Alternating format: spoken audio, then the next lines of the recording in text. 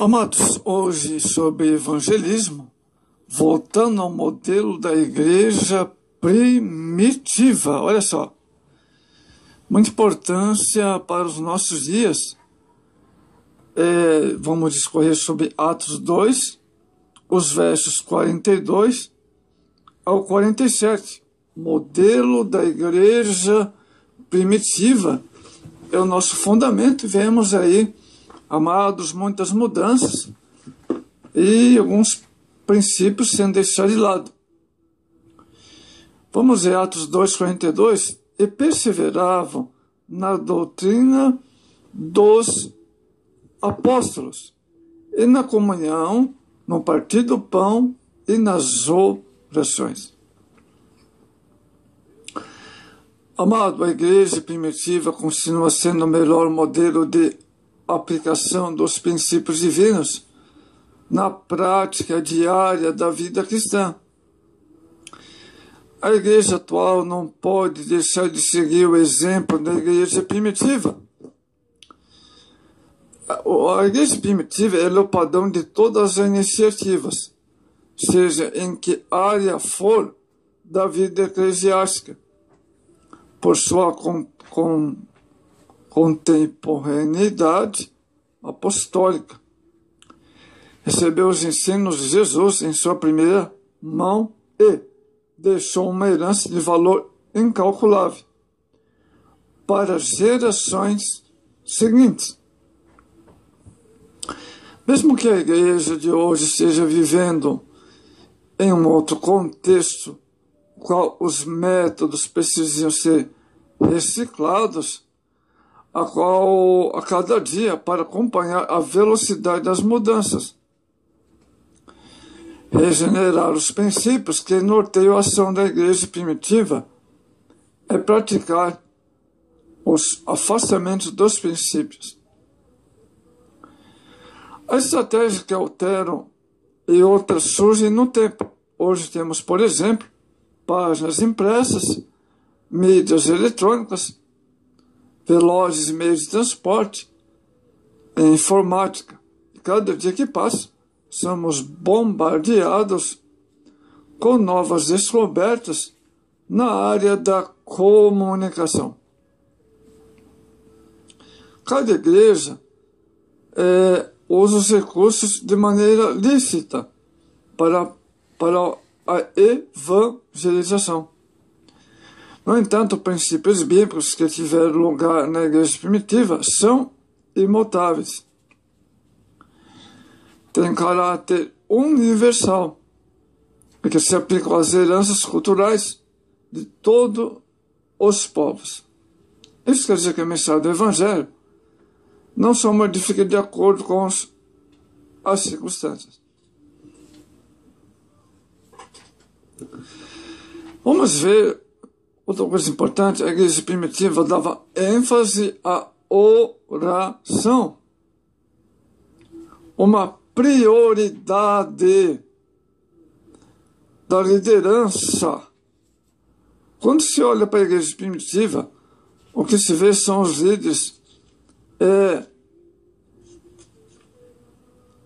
dando grande prioridade à oração em suas próprias vidas. Os quais 120 discípulos do cenáculo não estavam sozinhos, mas tinham companhia dos apóstolos. Atos 1, verso 13 e 14.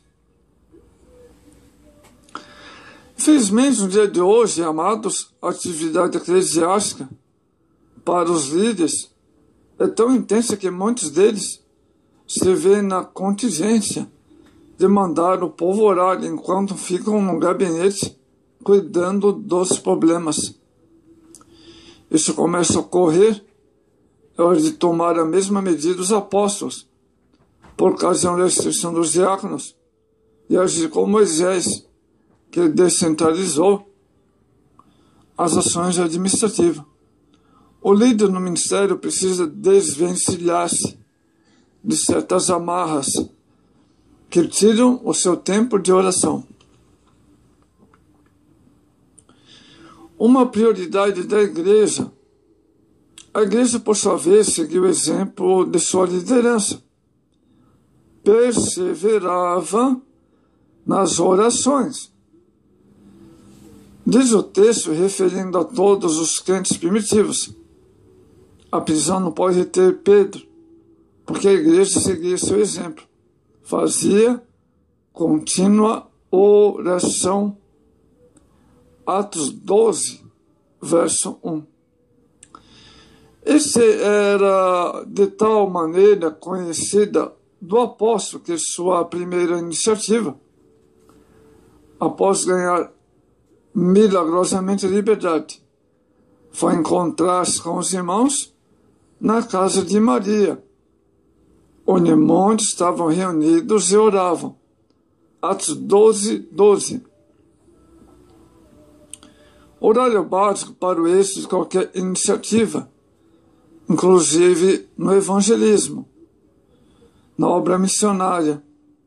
O apóstolo Paulo pegou uma paralídia em Filipos, quando procurava um lugar para a oração.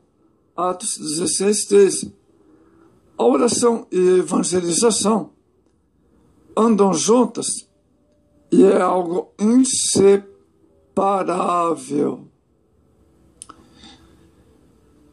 Mas ainda tem pessoas que evangelizam, já ouvi, já tenho visto e contemplado nesses vários anos, pessoas que vão evangelizar, mas não tiram tempo para oração, não tiram tempo para jejuar em favor do evangelismo e não oram de madrugada. Ou seja, o grupo de evangelismo não se une em oração, em jejum e nem muito menos em oração de madrugada.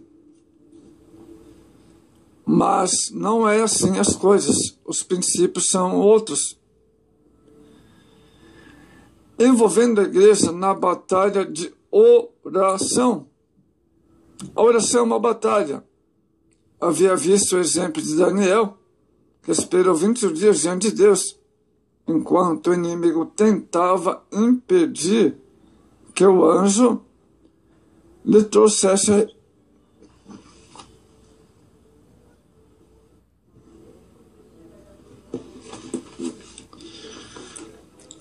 amados, os 21 dias para impedir que o anjo trouxesse a resposta. Daniel 10, o verso 1 ao 14. Orar sem cessar é a primeira grande regra sobre como pôr em prática a oração. Mas como desenvolver no dia a dia da igreja esse interesse em estar mais perto de Deus, não só para falar, mas principalmente para ouvi-lo?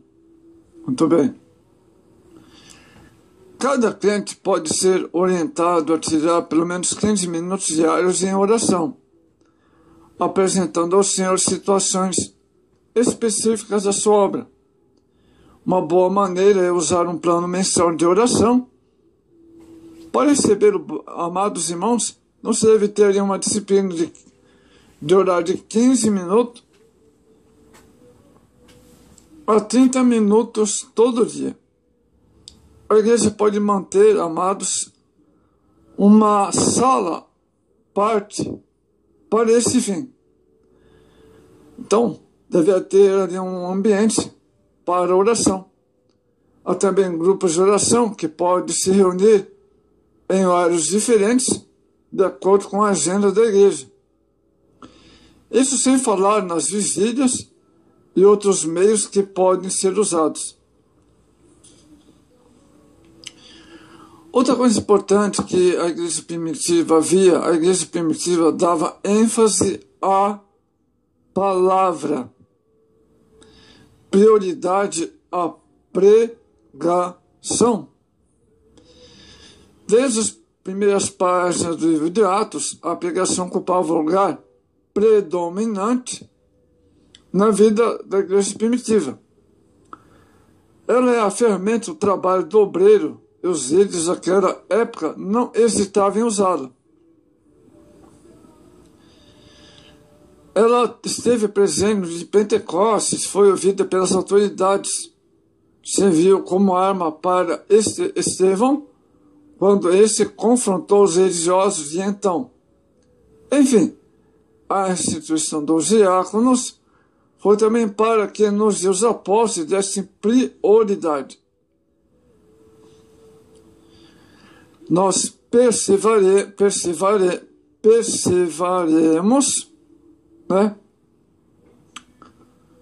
Ou vamos perseverar no ministério da palavra. Atos 6, verso 4. A palavra de Deus era pregada a tempo e fora de tempo. Outra coisa sobre a ênfase que a igreja primitiva dava ênfase à palavra. A segunda coisa era o ensinamento, doutrina dos apóstolos.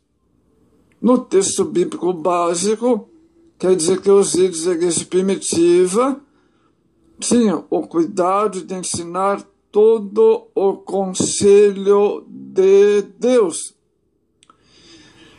Jesus exercia uma tríplice ministério, curando, pregando e ensinando. Os apóstolos seguiram o mesmo exemplo, de modo que não cessavam de ensinar e anunciar a Jesus. Atos 5, verso 42. Evangelizar, mas não edificar os novos convertidos, com ensino é deixá-los vulneráveis a todo vento de doutrina, pois suas raízes não estão aprofundadas. Salmo, capítulo 1, verso 1 ao verso 3. Por outro lado, amados, manter os crentes antigos nos rudimentos da fé, trilhar a oportunidade de conhecer as riquezas, olha só, a importância, as riquezas da palavra de Deus, Hebreus 6:1. Os irmãos da igreja primitiva não só eram ensinados, mas tinham acesso eles mesmos às escrituras para confrontar com a palavra de Deus que ouviram. Atos 17 e o verso 11. Terceira coisa, envolvendo a igreja com a palavra de Deus. Amados, hoje, para nossa preocupação, estão ocorrendo algumas distorções, heresias, quanto ao lugar que se deve ser reservado à palavra de Deus na igreja. A pregação e o ensino estão sendo substituídos por outras atividades. Alguns estão com palha de vaidade duvidosa, enquanto outras, de algumas utilidades, poderiam ser desenvolvidas com critério, sem interferir na prioridade que deve ser a palavra de Deus. Entende-se que hoje a igreja, em razão do seu crescimento, tem uma ampla estrutura que comporta a presença de muitos departamentos musicais e irmãos vocacionados ao ministério do cântico. Mas priorizar essas participações em detrimento da palavra é tirar do culto a parte principal, que sustenta a vida do crente e abre a porta da salvação para os perdidos. É desagradável comparecer a certos eventos onde há muita fila interminável de participações musicais para, no final, sem a menor cerimônia, conceder apenas 5 a 10 minutos ao pregador para a mensagem. Olha só, hein? Olha só a realidade. Muitas vezes, depois de esgotar do horário normal, isso resulta em vida cristã superficiais, gera outra distorção. Leva muitos crentes não só a darem valor a esse tipo de reunião, de culto. Por outro lado, o excesso de cântico em um culto costuma ser uma fuga para certos dirigentes que, por lhes faltar a mensagem, prolonga essa parte até o limite final, para não ter que expor diante do público. Às vezes, a ocupação com outras coisas foi tão intensa que esta é uma maneira fácil de justificar sua falta de tempo para preparar-se para ler e estudar a palavra de Deus, e aí vai alimentar o povo como? Sobre isso, há duas recomendações fundamentais para o obreiro. Primeiro, persistir em ler, disse Paulo, para então acrescentar: medita estas coisas, ocupa-te nelas, para que o teu aproveitamento seja manifesto a todos. 1 Timóteo capítulo 4, verso 13 e 15.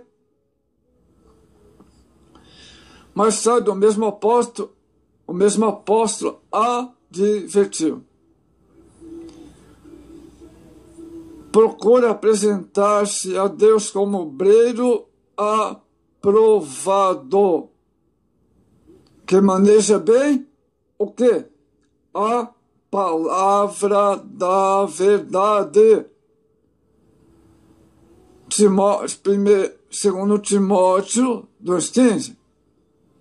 Não basta apenas manejar. É preciso manejar mal? Não, manejar bem.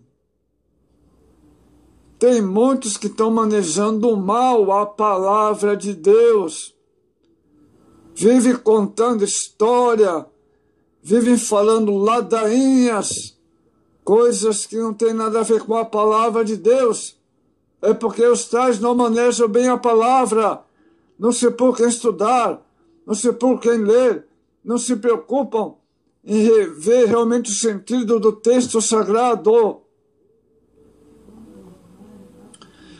Não basta apenas manejar, é preciso manejar bem. A ideia aqui é muito mais forte. Isso implica que esquadrinhar a palavra de Deus.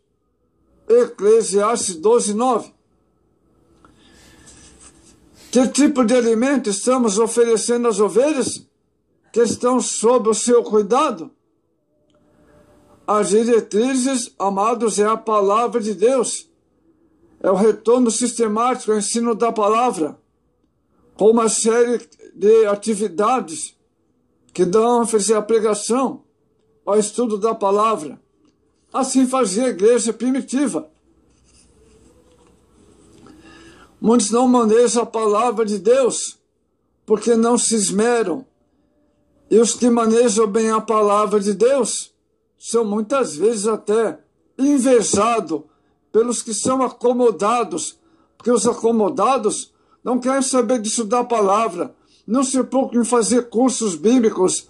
Então aí muitas vezes criticam os que têm uma boa instrução na palavra de Deus. Então surge a inveja por parte daqueles que não se preocupam em se preparar na palavra. E aí critica os que têm uma boa instrução na palavra de Deus, ficam com inveja. Essa é a realidade dos nossos dias, amados. Eu sei disso porque eu já passei por muitos dias assim. Pessoas invejosas que perceberam que eu tenho me empenhado minha vida na palavra de Deus e fico com inveja porque não se preocupam em aprender a palavra de Deus, não se preocupam em ter zelo, em estudar a palavra, em ler a palavra, em falar da palavra, porque são acomodados, se esfriaram espiritualmente, não se preocupam em ensinar as pessoas. Amados, era uma igreja que dava ênfase à evangelização. Amados, o final do texto bíblico básico afirma que a igreja primitiva caiu na graça do povo. Então, amados irmãos, é uma maravilha saber que havia ênfase na evangelização na igreja primitiva. Então, se faz necessário nós voltarmos ao modelo da igreja primitiva. Mas que implicações tem cair na graça do povo? Quer dizer que, em primeiro lugar, o povo era alvo da ação da igreja. Em segundo lugar, significa que o princípio bíblico de separar-se do mundo não implica em afastar-se dos pecadores, mas do sistema pecaminoso que aí está. Os sãos não precisam de médico, disse Jesus. Também orou assim a Deus: não peço que eu tire do mundo, mas que os livre do mal. Então, amados, que Deus abençoe e reflita esses princípios, que a igreja precisa voltar ao modelo da igreja primitiva,